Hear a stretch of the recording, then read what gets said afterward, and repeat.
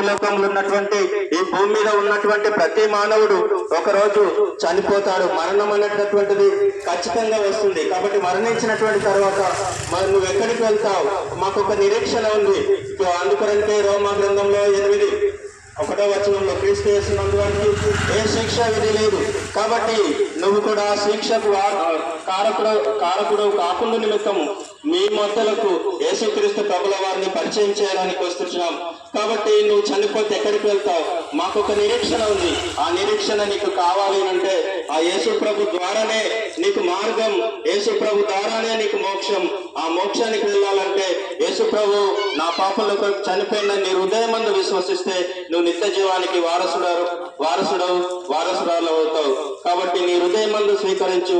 దేవుడు నిన్ను, నీ కుటుంబాన్ని దీవిస్తాడు.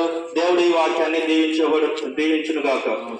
తన ప్రభావ మధ్యకాంశంలో తన ప్రభావ ఈ దాసులమైన మేము ప్రభావ మరి సువాత నిమిత్తం తన ప్రభావ మరి ఇంతవరకు తన ప్రభావ మరి దాసుల ప్రభావ సువాత మరి ప్రకటించుండగా విన్న వారిలో తన మరి ప్రభావ మీరే కార్యం జరిగించి తన ప్రభావ మరి వారిని ప్రభావ వారి మనసుని తన ప్రభావ మేము తిప్పుకుంటూ వారిని తన ప్రభావ మరి వారిని మీరు ఆకర్షిస్తున్నామని ముందున్న సమయాన్ని మీకు అప్పచెప్పుకుంటూ ఏ కృష్ణ ప్రార్థిస్తున్నాం తండ్రి.